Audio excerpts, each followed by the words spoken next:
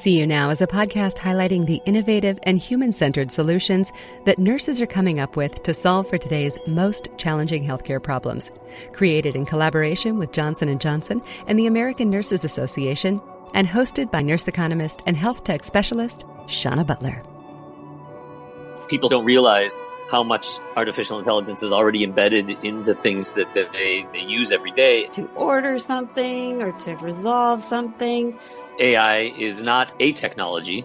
AI is a collection of many different technologies. But when you add AI in healthcare, it's a game changer. We don't want to take the human element out of care. Care is a very personal and intimate and human act. There's no replacement for your own skills, your own clinical decision-making. I think it's important for people who are developing the artificial intelligence tools that incorporate the AI algorithms to be talking to the end users right from the beginning. We know the majority of information that is put into our health system, especially our documentation, comes from nursing. You need to be prepared to keep learning, keep thinking about what are the newest tools and technologies, and be creative.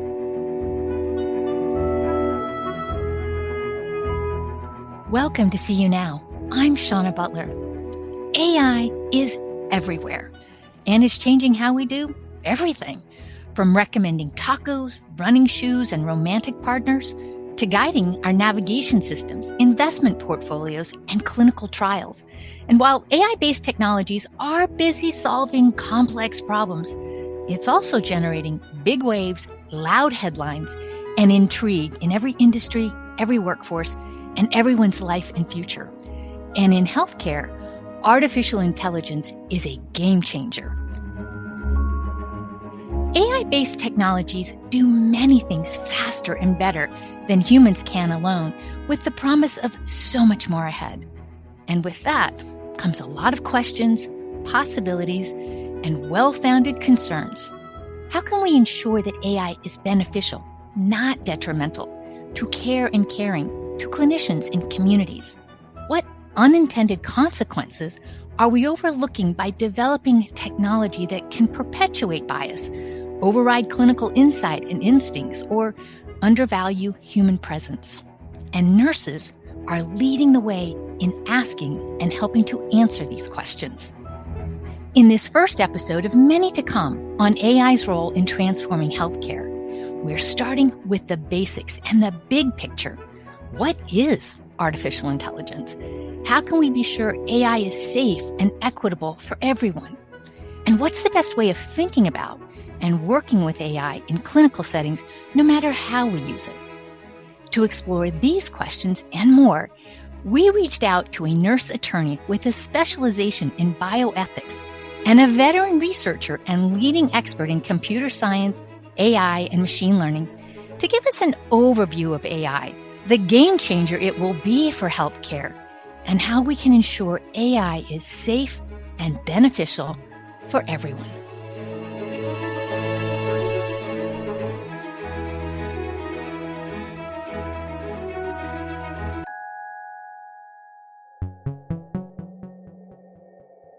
My name is Peter Stone. I am a professor of computer science at the University of Texas at Austin. I'm also the director of Texas Robotics here at UT Austin. And I'm also the chief scientist at Sony AI, where we think about bringing out large, ambitious projects into the creative process. And then I have many external roles as well. I have been the lead author on the first study panel report of the 100-year study of artificial intelligence. I also, until recently, was the president of the International Robot Soccer Federation, a group that has the ambition of trying to create humanoid robots that can beat the best World Cup soccer team on a real soccer field by the year 2050. I'm very excited about the possibility of artificial intelligence programs being developed in conjunction with nurses to free people up to give the very necessary human element of care and improve healthcare for everybody.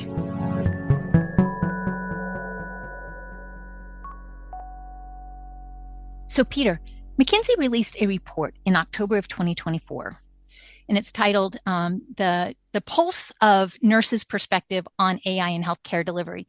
And what it suggests is There's optimism and excitement about AI-powered tools, but it is tempered by this desire and concern, a little bit of reticence about ensuring that the quality of care isn't sacrificed. And so, to safeguard this balance, nurses are responding in, a lot of different ways, but they have a real keen desire to better understand how AI works, what AI is, and to provide input and guidance and development on how to best use the technology in our clinical environments when we're taking care of people. And while we're in these early days of AI driven care transformation, what do nurses need to know? What do they need to do? What do they need to be a part of and to lead? So we are opening it up with you, Peter. As a veteran researcher, somebody in computer science, but really a leading expert across academia, the private sector, and a leader in machine learning, AI, multi-agent systems, robotics. We're looking for an overview of AI, the implications and the effects of this really powerful, provocative, pivotal technology, and the impact that it's having on all of our lives, our societies, our planet, and making sure that it's safe, safe and beneficial for everyone. So that's where I want to start with you, is by describing what AI is, what it isn't, and what is really important to understand about it at this moment. Thanks, Shauna. Yeah, and these are great questions. And I think the most important starting point is to recognize that AI is not a technology. AI is a collection of many different technologies, and that's super important to keep in mind, because there's artificial intelligence programs like ChatGPT that can help you write a letter or something like that.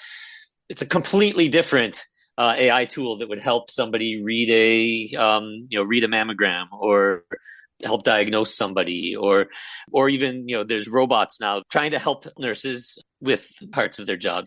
If you keep in mind that artificial intelligence is lots of different technologies, it's not just something you can sprinkle on a profession and all of a sudden change it. A little bit of AI magic here and there. Yeah, it doesn't work that way. You need to embed the artificial intelligence algorithms in special purpose tools or programs that are designed for whichever industry you're interested in this case, healthcare.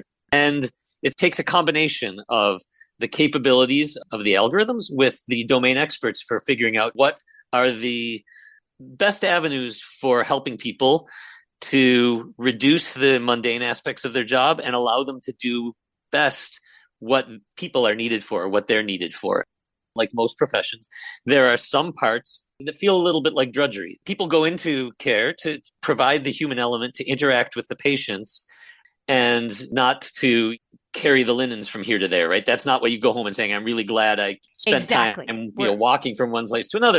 And so that you actually have more capacity, you can be in the flow of your creative aspect of the job for more. And this is true of many different professions. So the sort of optimistic view of the way AI tools will be used is that they reduce or eliminate drudgery aspects of a job that don't really need a human touch, and they leave time and space for people to bring what they're best at and magnify that. Now, of course, the flip side could happen where the AI programs are doing the part that people want to do and leaving them to do just the drudgery. That would be the worst case outcome. And so I think it's important for people who are developing the artificial intelligence tools that incorporate the AI algorithms to be talking to the end users right from the beginning to understand what are the parts that should and could be automated and what are the parts that should be left to the human element. And there's a section in the 100-year study on AI, the AI 100 report, that I helped lead. Back in 2016, we had a workshop called Coding and Caring. So there's a section of the report on that. And one of the conclusions was that we don't want to take the human element out of care, that care is a very personal and human act. And it's not something that should be fully automated. It's something that we should be bringing AI tools to help magnify the humanity and the human touch in care. I would add to that we don't see oftentimes in our science reports is the sacredness. There is the humanity and there is the sacredness.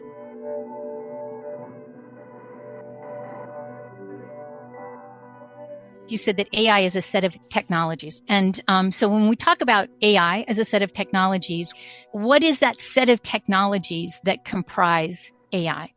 It's clear many people have learned about AI from science fiction, from movies, from books. And nowadays everybody sort of is an expert in AI. People say, I've been using ChatGPT since it was released, so I've been doing AI since the beginning. But of course, the field of AI was introduced 75 years ago.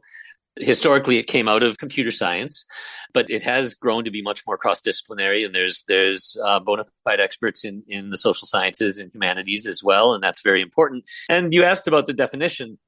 There is no actually generally accepted definition of artificial intelligence, but the one that we put together. Good to know. Yeah. Yeah.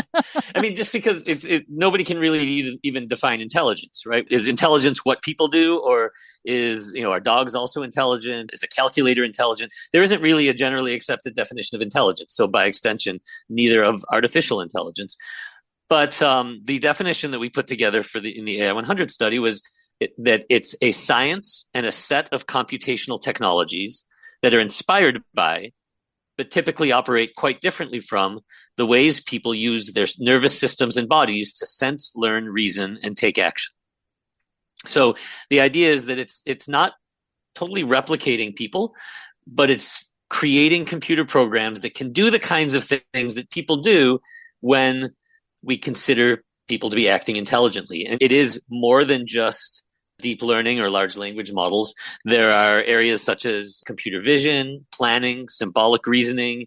There's algorithmic game theory, computational social choice, human computation, reinforcement learning. There's all kinds of sub-disciplines that if you go to an artificial intelligence conference, you'll see sessions on each of these topics that are all getting at one component or one aspect of intelligence. And the long-term grand ambitious goal of artificial intelligence is to put these all together into something that is more generally intelligent, robust, be able to perceive the world like people do through language and vision and touch. They're able to reason and think deeply like people do when they're playing chess or planning a route from home to the office, and to be able to actually act and execute their actions in the world and then see how that changes their perceptions. One other word that's sometimes bandied around is autonomous agents or artificial agents. An agent could be a robot, but it could also just be a computer program, something that has to sense, decide, and act in what we say a closed loop. In other words, that without a person having to do the action for it or provide the sensing for it, that it can sense, decide, and act, get a new sensation, decide again, act again, and just continue on like that. That's what an agent, an AI agent is doing. Gosh, that sounds so much like the nursing process. Everything that you just described, all these different types of technology, there's not a single place in healthcare that our healthcare professional teams, nurses, there's nothing that you mentioned that we wouldn't be using, needing, activating. So big, huge sandbox for us to be able to play in and work with. Yeah. And increasingly, we're hearing generative AI. The way we're hearing it in the headlines and feeling in our lives, and we're seeing investment, you would think it's just kind of like this really new thing, when in fact, it's already embedded into so much of our lives and things that we do and we appreciate, rely on, that we've stopped thinking about it as being AI. This transition moment where we feel like there's a lot of change, how is the public sentiment towards AI? How has it evolved? And then how do we prepare the workforces, the healthcare workforces who are facing profound changes, opportunities, and concerns as it feels like this big, huge wave of AI is descending upon them? Yeah, there's a lot of different things to respond to there. But I guess the first is, you say that people sort of don't realize how much artificial intelligence is already embedded into things that they use every day. And that's very true. Another definition, more of a tongue-in-cheek definition that sometimes people use of AI is trying to get computers to do the things they can't do yet. But then once they can do them, it's engineering. It's not AI anymore. And that's very much, the case. When I was a PhD student, it was a very cutting edge AI problem to try to figure out how to get computers to listen to you speaking your telephone number or your credit card number and understand what digits were being used. The technology behind it was called hidden Markov models, and it was being developed and refined. Nowadays, people don't even think of that as AI anymore, right? You just sort of expect that you can call up your credit card company and speak your number into the phone, and it's going to recognize that. And that's been true of many different technologies. If you have a microwave and you just press the heat potato button, that's also an AI technology that has sort of been now taken for granted. And I think public sentiment shifts with what they consider to be AI. So nowadays you ask people, what is AI? And they think of ChatGPT or they think of language models. But I think I've personally been quite pleased at the level of nuance that's started to come into the public perceptions of artificial intelligence. Like I said, it used to be that people either thought of it as all good or all bad. And that was through science fiction, through the press. Now I'm seeing many more newspaper articles, television segments that are taking a much more balanced view, that are saying, look, there are some really exciting possibilities of automating some aspects of your healthcare, for example, but there are also some risks and dangers that we need to keep in mind. And if we don't do it correctly, things could get worse, not better. And then actually articulating what some of those are. And I think that's very encouraging to me. It seems like, the level of discourse, the level of nuance, the level of understanding is only going up. Everybody these days needs to become literate in artificial intelligence. Just like, we want people to be literate in the sense they need to know how to read. They need to be numerate in the sense that they need to understand how numbers work. We teach these basic concepts in elementary school and high school. I think we're getting to a point where AI literacy is rising to that level of a necessary basic skill for everybody who's coming out of certainly university, probably also high school, maybe even middle school and elementary school now, to have some education of what artificial intelligence really is, what it isn't, what it can do, what it can't do, what's realistic, what's science fiction, to learn a little bit how to use the tools that exist out there, and also to be able to have the confidence and to continually refresh your skills and understanding, because it's going to continue to be the case that technology is going to advance, and whatever you learn in 2024 is going to be out of date in 2029, maybe even in 2026. Who knows? You need to be prepared to keep learning, keep thinking about what are the newest tools and technologies, and to be creative about how can you use them to make your job better and make you more productive, because you've spent as much of your time as possible doing the things you love about your job. So when you think about the current state of play, like where we are with the capabilities and the limitations of AI, I'm asking you this question at a moment in time when our healthcare systems around the globe, they're facing significant pressures on an aging population, an aging workforce, projected and current workforce shortages, overwhelming mental health crises, disparities in inequity and access, increasing cost of care, region-specific pressures like natural disasters, conflict zones. Okay, that's the healthcare that we have today. What do you think healthcare should be most excited about and most cautious about?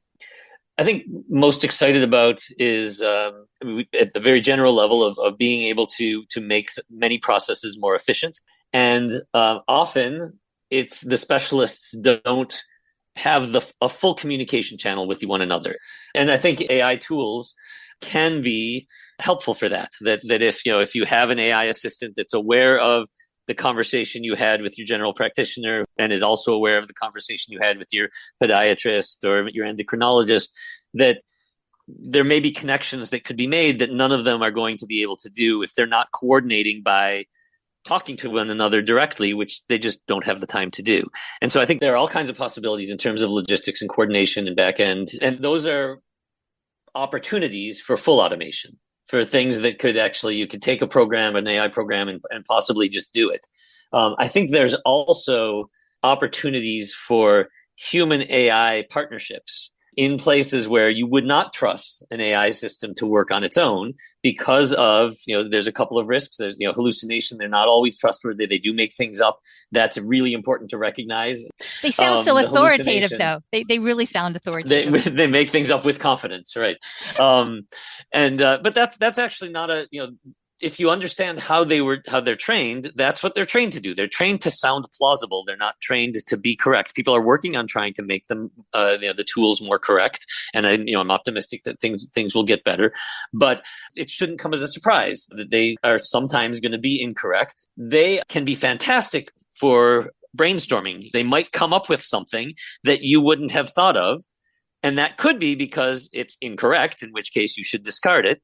And it could be because it's something that is correct, but you hadn't thought of. And if you can verify it, then that could actually be a really big aid. So people who understand what the strengths and weaknesses of the tools are, can use them to magnify even aspects of care that it's clear still that people alone are better than computers alone. But you might get computers and people together being better than either. And diagnostics may be one of those examples, right? I wouldn't trust an AI model to do diagnostics by itself. If it's up to me, I want a person making that decision. But if that person is somebody who's capable of using tools to make their decisions better, and they're still taking the final responsibility and still making the final decision, I think that could be a huge win. The other question that's worth asking is, sometimes we do have the luxury of having personalized care from a nurse or a doctor. There are many people who may not have that access. And then the question is it better than nothing? AI tools are going to be, in many cases, worse than a person who's devoting their full attention to you for half an hour or for an appointment, but may be very much better than not having any access to anything. And so these are other things we have to take into account. The danger, of course, is that if healthcare providers opt for less expensive solutions that are lower quality, that's probably not a trade-off we want to make. And so we have to be guarding against that. And then another question is privacy and security, and who are we trusting with our information? And when you're starting to use AI tools, it's still murky. Who are you giving access to your information, and what are the implications of that? That's still something that people are working through, and that's not just a technical question, that's also a legal question and policy question. It's an ethical and moral question.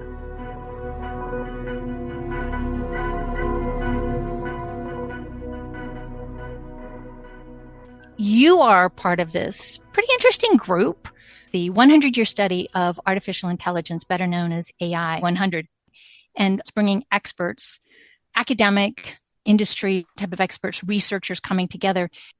One of the things that I found important about this AI 100 group is the statement is, we feel obliged and qualified to host a conversation about how artificial intelligence will affect our children and our children's children. How do we document? How do we set some goals? How do we put some safeguards in and help us define and understand what AI is and how it's touching our lives? That, the title of one of your very first articles, I love this: Permeating Influences of AI in Everyday Life, Hopes, Concerns, and Directions. It feels very mindful and attentive and aware that this is pretty powerful stuff. We need to proceed with hope and with caution. So AI 100 is designed to sort of bring together people who are AI insiders or experts who are working across the different disciplinary perspectives, but who have been thinking deeply about the technologies and the societal implications for a long time, and to give this sort of sober view, because it does tend to get exaggerated in fiction that, AI is either going to destroy the world or it's going to create a utopia and save everything and create a life of leisure for everybody. And it's neither. It's somewhere in the middle. And so we're trying to be grounded. So I'm going to put this to you on the very personal, Peter, as patient.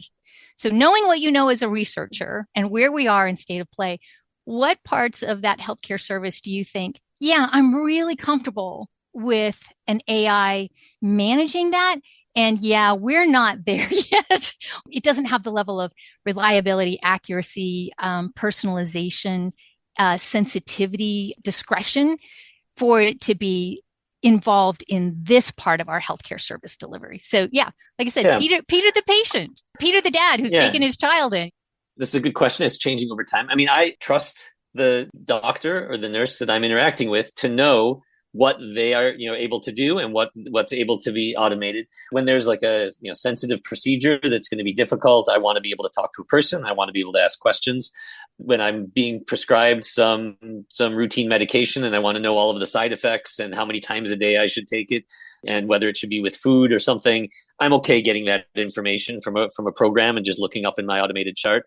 But then if I want to say, what are the risks or what are the long-term implications or how does this interact with this other medicine I'm taking or something like that, I want to be able to talk to a person. And part of that is trust and whether the information is going to be correct. And part of it is, as you've said, sort of the sacred aspect of care being a human thing. I want to know that there is a human being who's thinking about my health, thinking about what's best for me, and thinking of me as a holistic person, not just as a data point. But look, people are also not infallible. there's all kinds of studies that people make different decisions when they're hungry versus not hungry. There's biases that creep in. People of different backgrounds get different care, get different recommendations when maybe they shouldn't. I think there are deficiencies of human judgment and human reasoning that can be corrected by artificial intelligence programs. And there are deficiencies and weaknesses of artificial intelligence programs that can be corrected by humans. If there's something that there's been tons and tons of data on, and it might even be that an AI system is going to be able to read the X-ray statistically better than a person could. And I would actually personally find it at that point negligent of the person not to use the program that is able to detect small differences that the human eye isn't able to. But I also then trust the person to know, for this particular type of image, for this X-ray, is this something that the program is good at, and how good is it? How much should it be trusted? And to bring in that human judgment. I don't want, as a patient, to be the one that makes the call. Should it be a doctor or an AI system? I want the doctor to know that. Researcher and computer science expert Peter Stone stays busy with his many roles that include founder and director of the Learning Agents Research Group within the Artificial Intelligence Laboratory at the University of Texas at Austin, director of Texas Robotics, and the chief scientist of Sony AI. As Peter mentioned, AI offers a whole lot of promise about making processes more efficient, removing drudgery from work, and automating error-prone tasks. But he also names a concern that many of us share when he says, I want to know that there is a human being who is thinking about my health, thinking about what's best for me, and thinking about me as a holistic person. That's one among many concerns and goals that our next guest thinks a lot about as AI automates certain tasks, creates new possibilities, and surfaces enduring ethical questions. Hi, I'm Liz Stokes. I am the director of the American Nurses Association Center for Ethics and Human Rights. I identify as a nurse attorney bioethicist, and I am so excited about artificial intelligence and how nurses can really be impactful in moving AI forward. When I think about where we are, the potential is vast, and the intersection of AI and healthcare is huge. Nurses are in the lead, we should be in the lead, and really help to continue to drive change.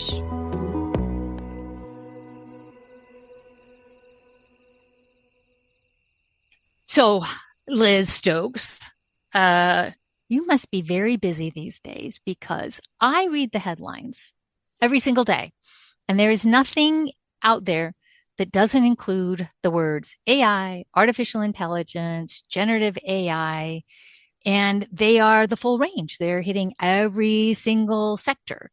I don't think I'm over exaggerating when I think that there is a very heightened attention of AI in health, healthcare delivery, healthcare education, healthcare practice. And the reason I wanted to come to you is we got to talk about the ethics of all of this. Exactly. I think you're spot on, Shauna. When I think about AI, it's been around for ages. It's been in the public for ages. Think about the AI that we use when it's convenient for us to order something or to resolve something. But when you add AI in healthcare, it's a game changer. The fear factor also enters the picture of like, okay, what's going to happen? Things are moving so fast. What should I do? Healthcare clinicians are really, really concerned, as they should be. People are really have their eyes open and are asking questions. And I think it's great. It's a time to have the conversation. And I think we're having it in so many different disciplines. And then we're having it collectively, which is also a benefit. And I feel like that's different from in the past. We've often been siloed. Physicians are talking about something here, and nurses are here, social workers are here. But now it's affecting everyone all at the same time. And we're all at the table. In a recent report that McKinsey and Company performed, the pulse of nurses' perspective on AI in healthcare delivery.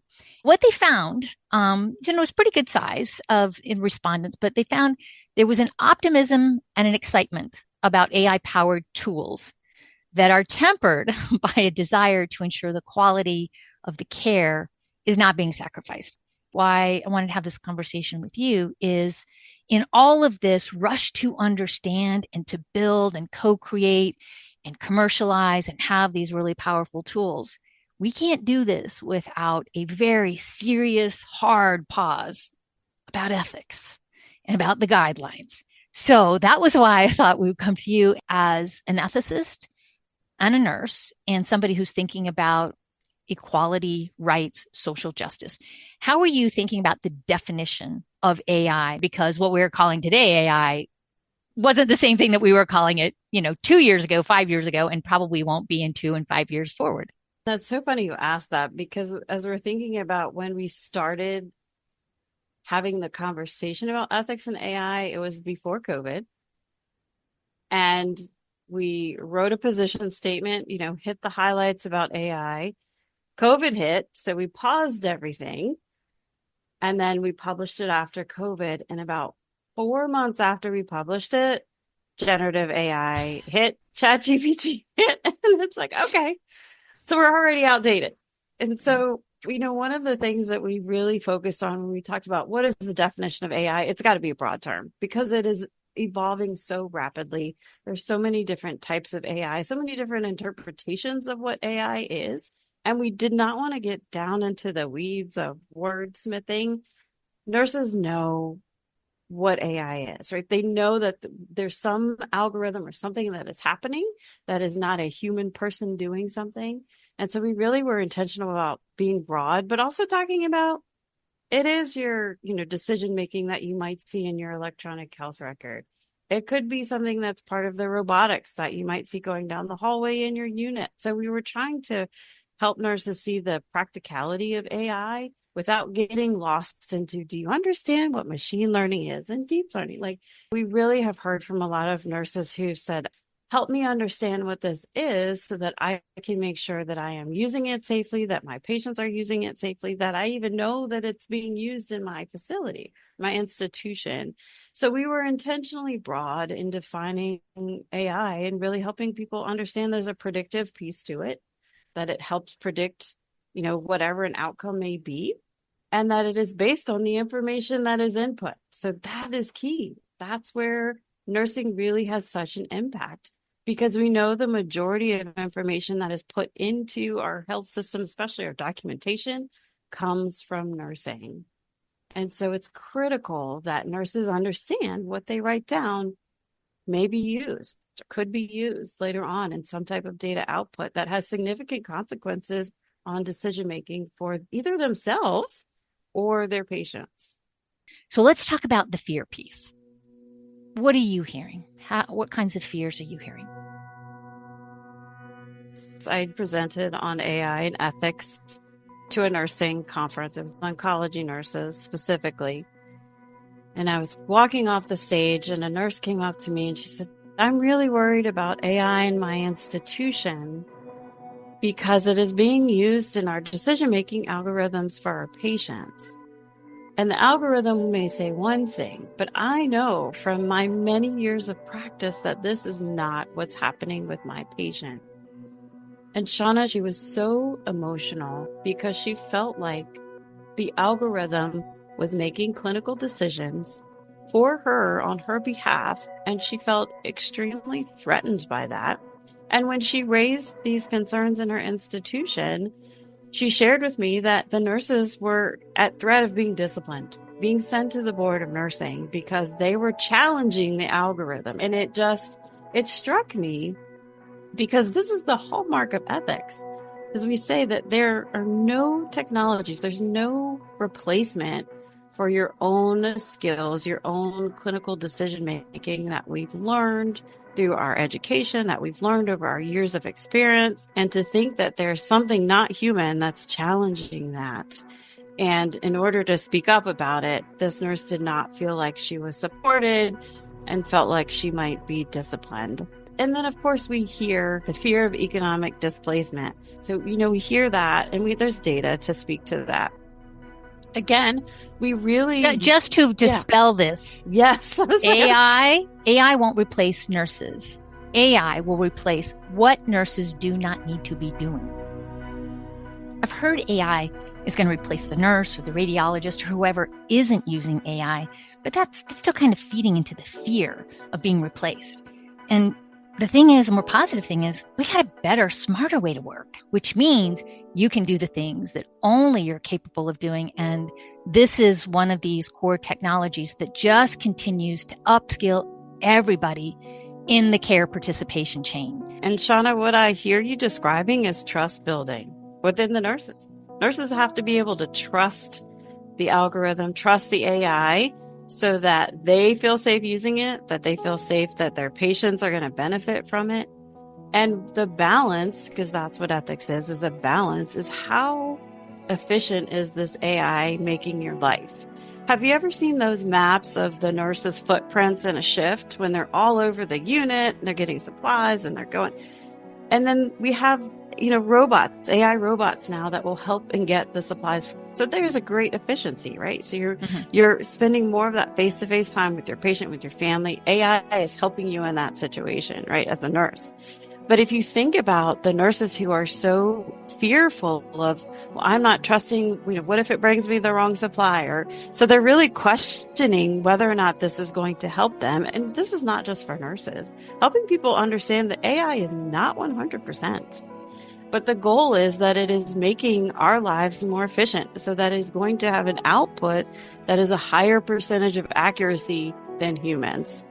We've seen this in radiology, where it's able to identify things that the human eye is not catching. There's great data to really show the impact and the power of that positive impact that AI is having on healthcare.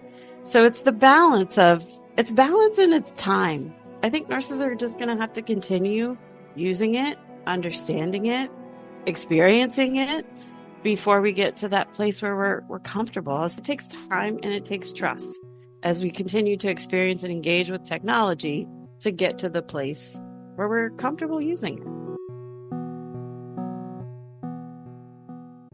The current ANA ethical guidelines, it's written very clearly in the code that that nurses must ensure that these technologies do not compromise the nature of the human interaction and the experience, that nurses in all roles are accountable for decisions made and actions taken in the course of the nursing practice.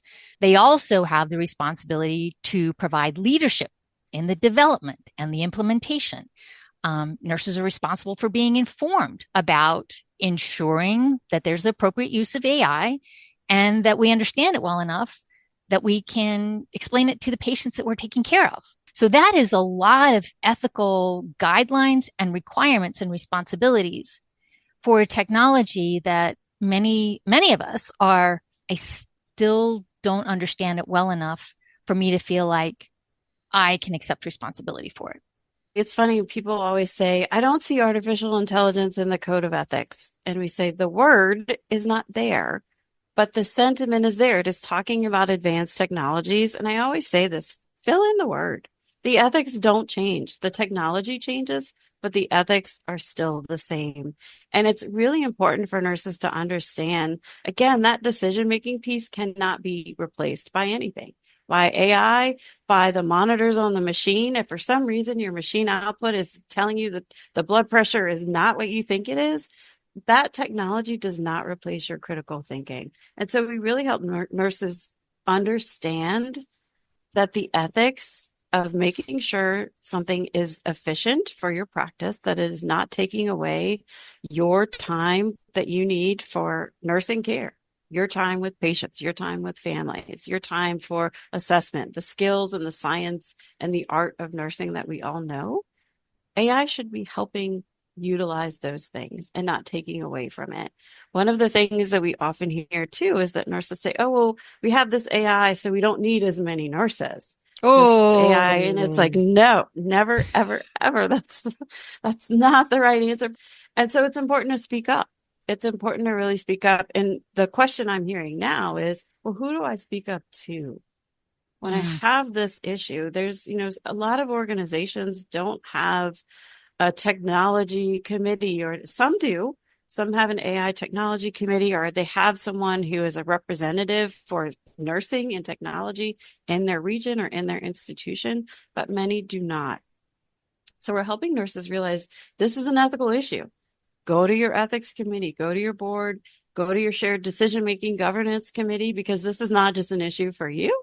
So I'm focusing my comments on acute care, but I'm thinking about even in the home health communities. I think about a case. This was a few years ago in Arkansas. There was a 90-year-old woman who was a Medicaid recipient. She was receiving home health care.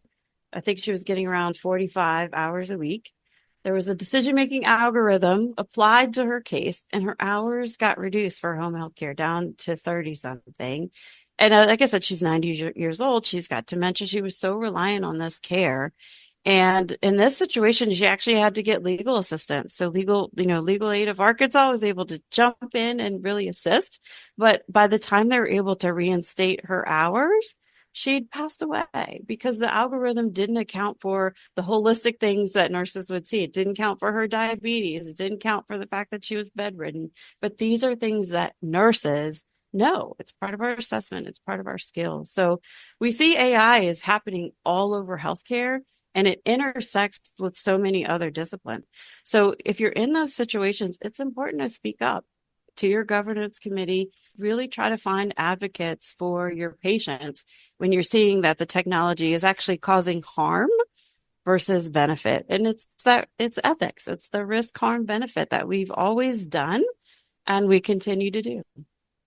So when you're thinking about what nurses need to know about this particular technology at this moment in time, again, you said ethics don't really change, but let's have the interpretations and the applications for these specific use cases and where nurses are finding themselves in these ethical quandaries and questions.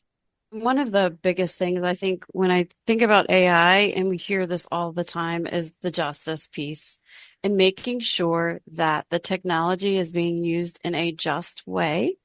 One of the key pieces, the design and development, nurses need to be involved.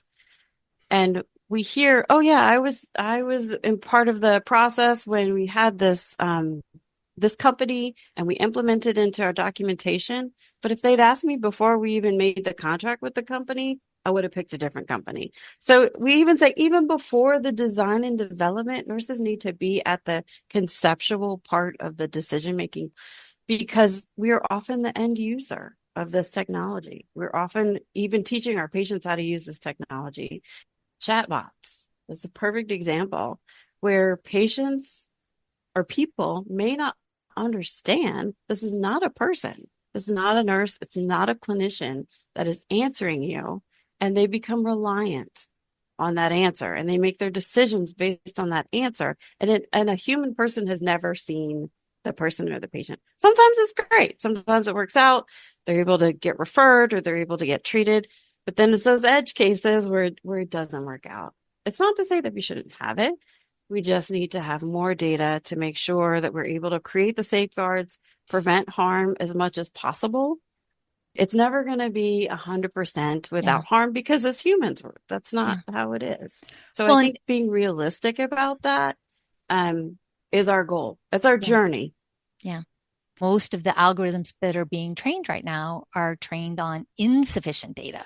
There are a whole group of people who have not been in our medical records. And so if we're training our probabilistic algorithms to predict or to make this recommendation, and you're somebody who doesn't really show up in the data, how applicable is that recommendation to you?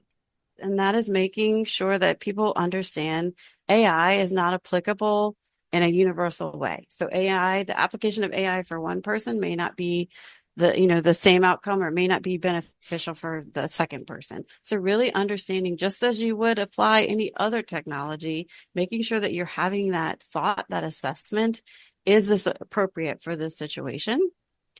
Another big piece, of course, we hear all the time is about bias. It's huge, right? Recognizing that the predictive nature of what we're getting, the outcomes of the algorithm, is based on what's in the algorithm. And I think about again, I'm back to the legal sense. I always think about these legal applications. There's a group in Washington, D.C. who really work on cases where there are companies that are applying the data that's already existing in their database, which is already some type of prejudicial data.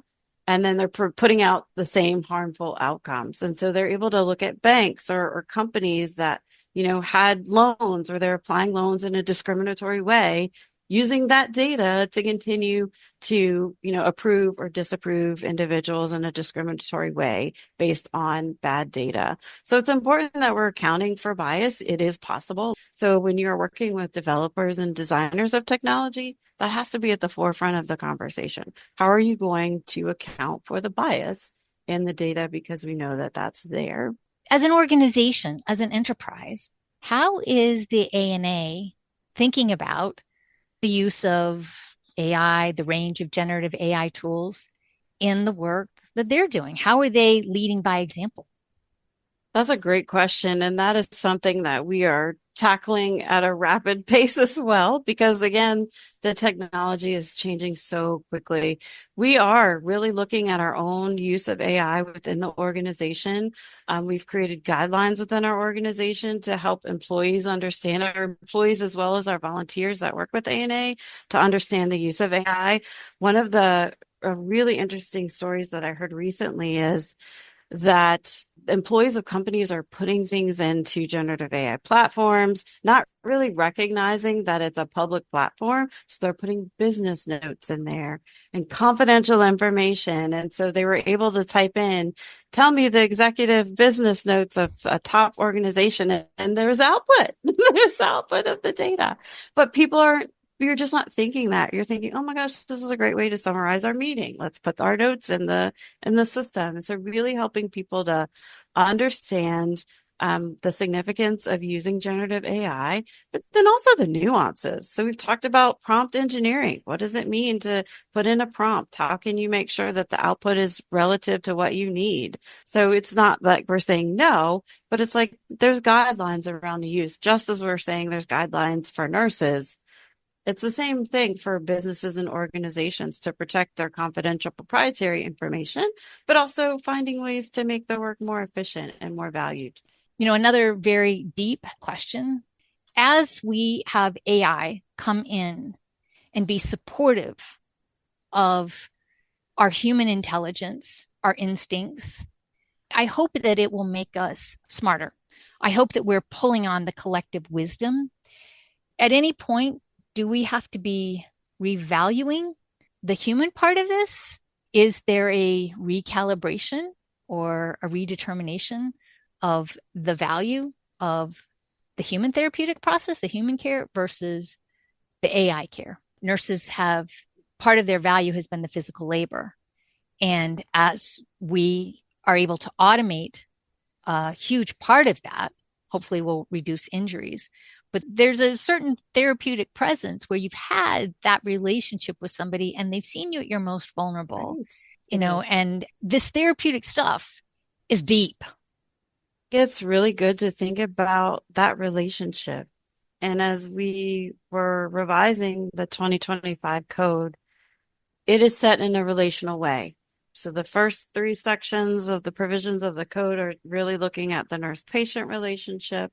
The next 3 are looking at the nurse to nurse, and nurse to other colleagues, and then the end is like the nurse to society. So we've been having a lot of these relational conversations. What does it mean to be in a nurse-patient relationship? And that's really what I hear when we're talking about the therapeutic nature, the ethics of caring in a relationship. What does that mean? And understanding that it's reciprocal. And that's something that we really heard when we talked about patients and recipients of our care. They're not just receiving our care, but they are giving of themselves to us. So they are putting their vulnerability of being sick or being ill or being in need with us in our hands. And when we think about AI, you can't replicate that. It's not replicable. And so I think it might be time to really think about how do we articulate that financially. If we're taking away the more laborious things, the more tasky, mechanistic things, if we're able to, like you said, Shauna, automate these with AI and the use of advanced technologies, how do we value and how do we account for what I think nurses are able to do best?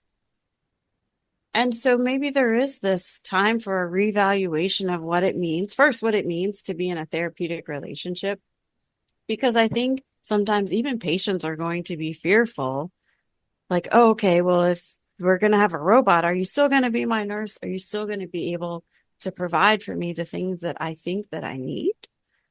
And over in the technology world, the language is abundance. What it helps us do is address the care that has been left undone. All of the things that we cannot get to, people get a follow-up reminder. Hey, let's make sure that you're up to date on your immunizations, and have you had a mammogram, and is your driver's license up to date? Have you registered to vote? Are your guns safely stored?